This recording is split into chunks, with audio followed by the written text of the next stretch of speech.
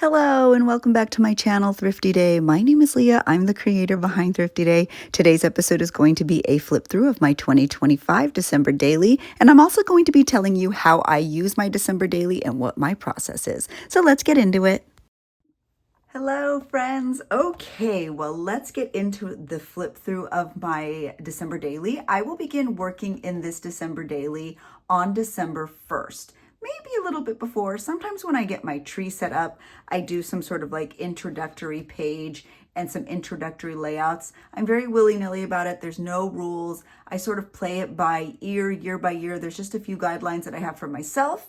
If they are helpful to you for your December daily, that would be great. I am not the authority on December dailies, however, so you can change anything up and use it however you would like. So first, let's start with the cover. I chose The Littlest Christmas Tree. This is a very old Wonder book. I love Wonder books. They are among my favorite to create with. I just think the images are beautiful and I really love the size. I also love that on the inside, and you'll see more once we get into this, the images go printed all the way through, meaning this is also one of the pages in the book and it just looks so beautiful. You know, I'll actually keep that out for now. And that's something that I really love. So I chose The Littlest Christmas Tree. This book was in very rough condition. If you were a part of my Patreon, you were a part of the decision-making process when it came to my current December daily. We picked books, we picked fabric, we picked pages, we picked a whole bunch of things together on a live. So it was a very collaborative moment, which I was excited about. So thank you, everybody on Patreon. That was really fun. So I love this book. I think it's very sweet and I'm very excited that it now has new life because the cover was literally falling off. So let's get into the charm and then we'll look a little bit more at the spine. This is a really fun little charm that I put together. It just is going to grow, I think, as the season progresses. I did put a little 2025 on there so I would know the year of this December daily because I do make a new one every year.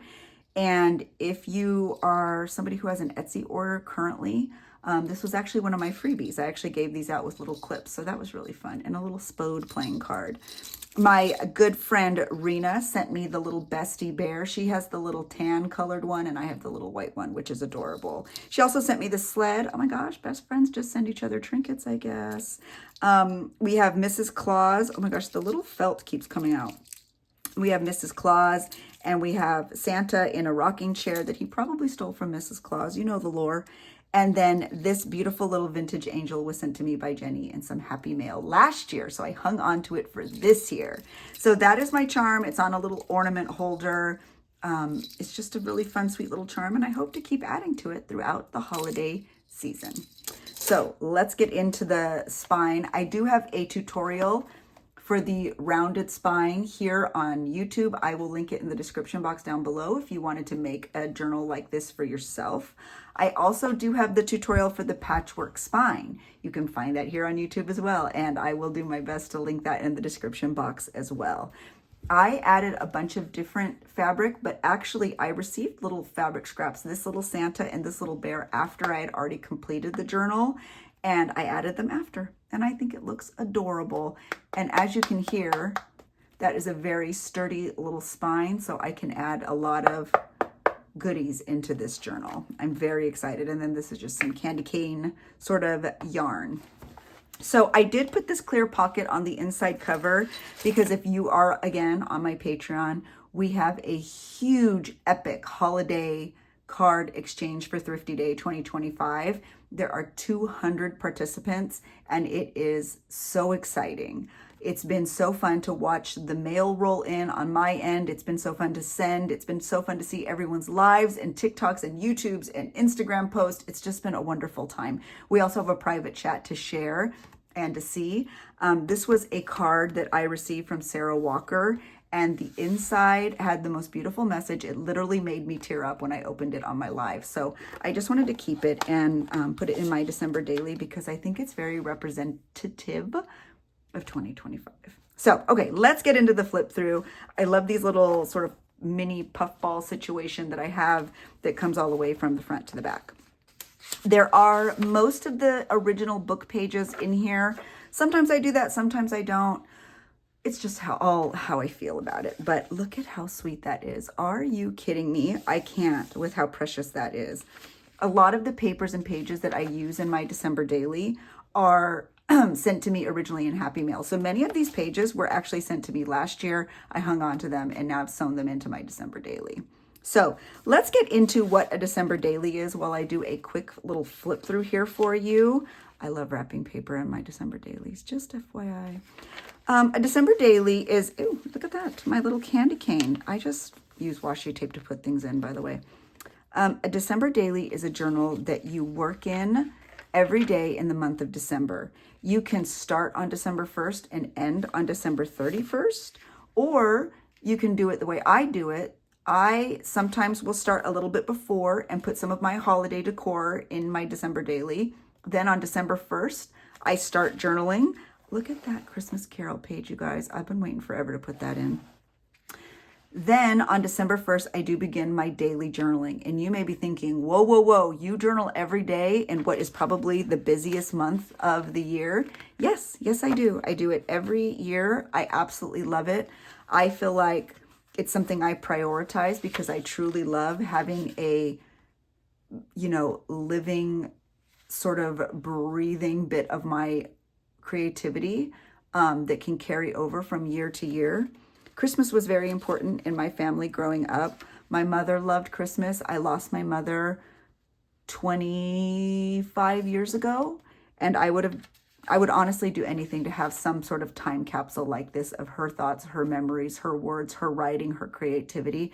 I don't have that. So I have been able to sort of learn that lesson and make these so that hopefully my children and all the years to come and their children can see these little time capsules and think, wow, that's what was happening. And that's what my grandmother, my mother was thinking. And hopefully they can live on even after I do. By the way, I am obsessed with these heart buttons. Let me just take a brief little moment to share how cute are the little heart-shaped buttons. I do have a full tutorial of the American Crafts We Are Keepers button press coming very soon. I'm super excited. I will link my affiliate link. There's a small discount attached if you were interested and wanted to buy it for yourself so that you were ready to go when that tutorial comes out. I love it. I'm excited. I'm obsessed. I've made a whole bunch. I think I have a short here showing some of them I've made. Go check it out. Anyway, so that's how I work. I prioritize junk journaling every single day. It's something I love to do. You don't have to do that. If you are busy and you have a full-time job, you can journal maybe once a weekend. And your December daily can still be a December daily, but you just do a catch-up session on the weekend. You can make this process work for you, whatever your schedule is, I promise you. So I will just give you a little rundown again. On December 1st, I do start journaling every day. Is it a full layout? Sometimes. Is it a half layout? Most of the time. I do like to keep my days very reflective of what I'm actually doing. So even if I'm doing absolutely nothing, I'm grateful for these printed pages because sometimes I'll just put a little bit of ephemera, a stamp from maybe some mail I received, and jot down a sentence about how I stayed in and worked. And many of my pages say that, but it's okay because I can use the things I have to just make it a memorable, very authentic moment. I do try to keep my junk journal and my December daily as authentic to what I'm actually doing as possible. Because like I said, I like these to be representative of my actual month. The good, the bad, the boring, the exciting. Some things are very exciting. You know, it's funny as I go back through old December dailies, my daughter, Abby, is in musical theater. So her High School Musicals always used to begin the first week of December. So in a lot of my old December dailies, you'll see dress rehearsals, first show, closing show, and those are very exciting days. But then the next day is just like stayed in, shipped orders, you know, that kind of thing. So even though it seems mundane at the time, looking back now, I absolutely love it. I love seeing it. I think it's super fun. So that is how my December daily process works. Like I said, I do stop journaling on and around December 25th. Usually what happens is I don't always journal on the 25th. I have my festivities. I have fun. I usually do like a Boxing Day situation with my two best friends, Ryan and Ashley. And that's a really fun day. So once all those festivities are wrapped up, I then will gather all of my goodies, wrapping paper scraps, present tags, memories, packaging, anything I have. And I will sit down and I will just do one big, long, fun day of journaling with myself. I usually don't film it.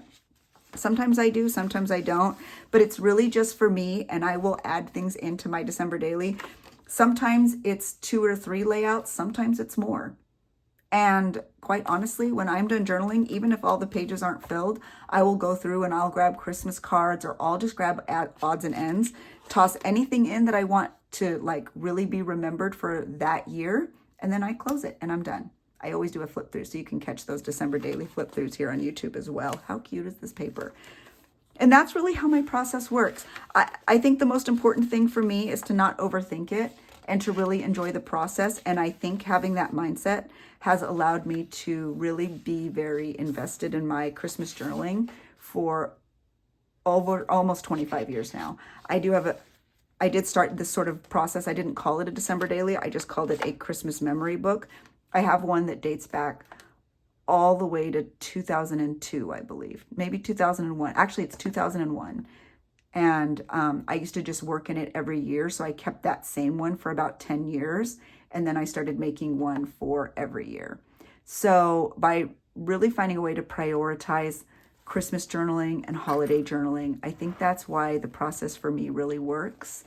And something I don't ever say, because I don't want it to feel that way, is I try to avoid saying, I'm too busy to do this. I try to reframe what I'm saying, and I will say to myself, you are very busy, but let's prioritize creating.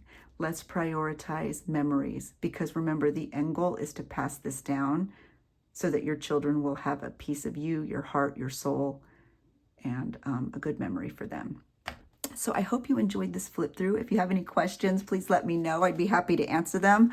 My outlook on a December daily isn't like everyone else's, and yours doesn't need to be either. So feel free to ask questions. Feel free to switch up this process in any way that works best for you. And also feel free to share your thoughts and comments in the description box down below. I love interacting and engaging so long as it's kind. So thank you so much for being here, and I will see you all very soon. Thanks for watching. Bye.